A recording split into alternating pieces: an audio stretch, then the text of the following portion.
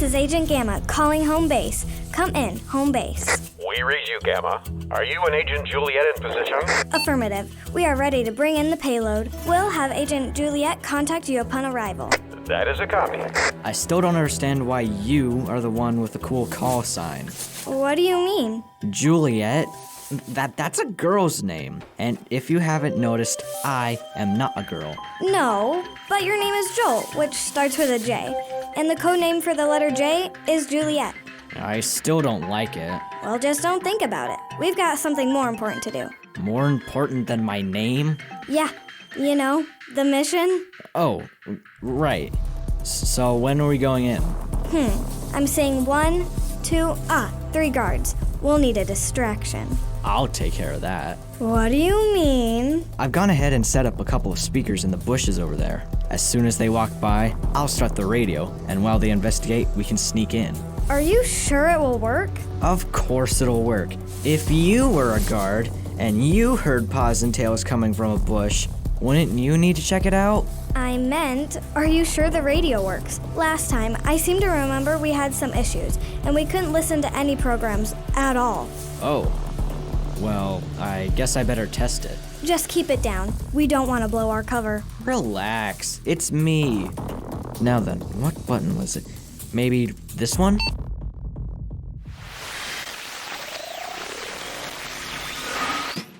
How's it going in here, kids? I'm kind of running out of wrapping paper in here, Mr. Jacobs. Do you have any more?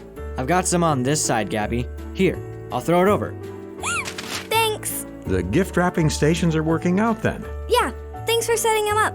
It's nice knowing we have a place to wrap presents without worrying that someone might walk in and see what they're getting. Yeah, it's a little weird, though. Oh, is there something wrong, Joel? Are the curtains uneven or something? I mean, feels like I'm at the hospital or something. Being surrounded by curtains and everything. Oh, right. I guess that it does look a little like an emergency room. Maybe next time I'll try to have Christmas-themed sheets instead of these white ones. Or maybe you can put up some ribbons or some garland to give it a little bit of color. That would work too. I'll have to give it some thought. Speaking of ribbons, do you have any over there, Gabby? Let me check my box. What color? Either white or green will work. Well, I won't interrupt your progress, but would anybody like some eggnog? Can you put a little sprinkle of nutmeg on top? I think that could be arranged. And you, Joel? Could I have some hot cocoa instead? Coming right up. Mr. Jacobs is really nice. I don't know anyone else who would turn their garage into a gift wrapping shop, just for us kids. Yeah, there's no way my little brother is going to sneak in here to see what he's getting. Mr. Jacobs, are you in here? Ah! Don't come in, Hunter. I'm wrapping presents. I'm not Hunter. I'm Kristen. Oh, hi, Kristen. We thought you were someone else. No, it's just me. Is Mr. Jacobs in there with you guys? I'm pretty sure he's in the kitchen. Okay, will he be back soon? He should be. Want to listen to the radio with us? That sounds really fun. I'll start it up.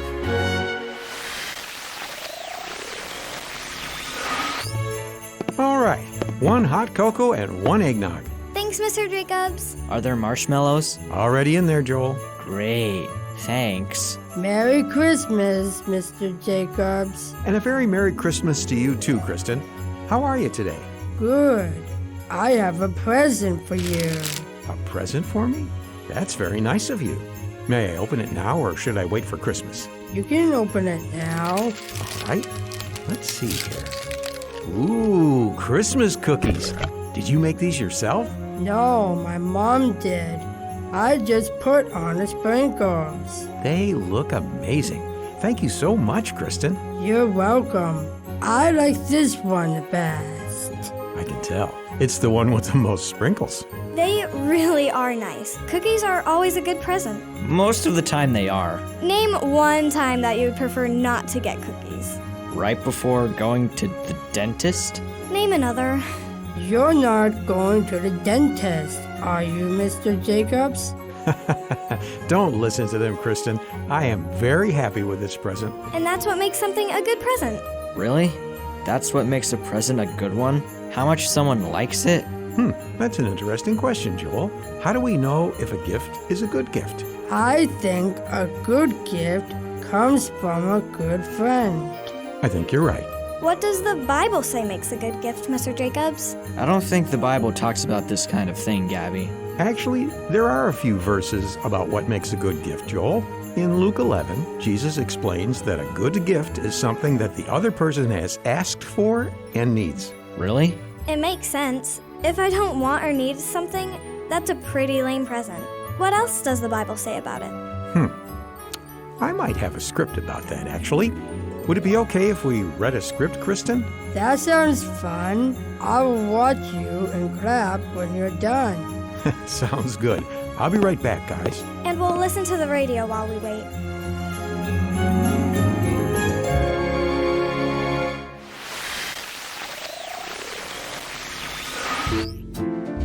And now, from the garage of Lionel Jacobs comes the majestic drama, The King's Tribute, an adapted biblical story about giving gifts. Once upon a time, in a faraway land, there was a king. He ruled well, and he was loved by many of his subjects, regardless of station. Regardless of what? It means no matter how rich or poor they are. Take us, for instance. I'm very, very rich. I have ships that sail the seas and bring back mountains of gold. I have servants, houses, horses, and orchards. Basically, the only one richer than me is the king. Wow, that's impressive. And on the other hand, there's you. You don't have any of that. No, that's true, but I do love the king. For what that's worth. One day, a messenger came from the palace and nailed a large notice on the town message board. What could this be? I don't know. I can't read. Would you mind? It is hereby announced that the king's birthday is tomorrow, and you are all invited to come for the party. If you so desire to give him a present, please drop it off at the gift table in front of the throne. Needless to say, both of these subjects were very excited by this news. I wonder what I should wear. I wonder where I'll be seated. There are so many things to plan. Yeah, I wonder what kind of gift the king would like. Gift? You? But you have nothing. You don't even have enough money to buy yourself food. What kind of gift could you possibly bring that would be worth the king's while? And with that, the rich subject walked off to make his preparations. He's right. I don't have any money for a gift. I better get busy. And so she looked for work, but no one would hire her. So she tried to raise money by begging, but all she was able to get was a couple of pennies. Just enough to buy me some dinner. At least a couple fries. The day of the party arrived, and the rich subject approached the king's throne. Your Royal Highness, I've come to your party, not only wearing the perfect outfit for this occasion, but bringing you a gift. This is the title to one of my nicer ships. It has all the trimmings and can haul a lot of gold. Trust me, I've hauled a lot of gold. The king smiled and thanked him for his gift. Yes! Nailed it! After a few more subjects greeted the king, the poor subject approached the table. She curtsied and laid down a small package wrapped in a bit of cloth, the same size and shape as the tear in her dress. I couldn't afford wrapping paper. I washed it as best I could, but... The king stood and walked to the table and opened the package. Inside there were 2 small copper coins. The poor subject looked away in shame, but she looked back when she felt the king take her hand. Thank you. I gave the smallest gift ever. It's worthless. No, you gave all you had, and that is much more than anyone else here. Come sit with me. And so the poor subject walked with the king and sat beside him for his entire birthday celebration.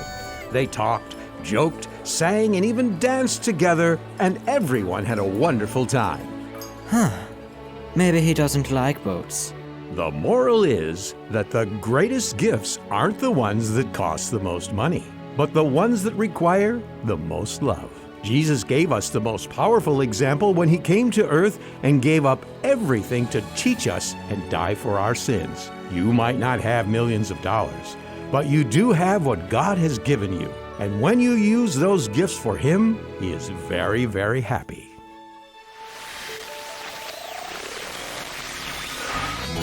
How'd you like the drama script about the king's birthday party, Kristen? It was fun. You guys did a good job. Thanks. Mr. Jacobs, I have a question about what we've been talking about today. Oh, really, Gabriella? What's on your mind? At the end of the story about the king's birthday, you said that the best gift we can give God is using what he gave us. But what does that mean? Gabby's right. I mean, I don't think I remember God giving me anything. Well, Joel, I think we sometimes forget the fact that everything we have is from God. Our bodies, our families, our talents and skills are all things that we have so we can give. Yeah, I can't do a lot of things like you guys can. It's hard for me to do things that are easy for most people, but that's okay because God helps me show people love in other ways, like giving hugs, talking, and putting sprinkles on cookies. You are pretty good at those things, that's for sure. I agree. So, how do I find out what I'm good at? That's something that we all get to discover for ourselves as we grow and learn. Our lives are just another gift that God has given us to explore and to celebrate. And I believe that when we are brave and try new things, it's using God's gift of life to bring Him joy. Are there people who don't think that? Well, I haven't exactly asked around. It's just a feeling I get when I read verses like Colossians 3:17 and 23. Well, I have to go, Mr. Jacobs. Have a good Christmas. Goodbye, Kristen. Say Merry Christmas for me to your family. Okay. Well then, are you guys done wrapping presents? I am. Yeah, me too. I just need to load them into my wagon. I can help with that. Me too. Thanks, guys. Want me to turn off the radio for you, Mr. Jacobs? Oh, that would be great. Thanks.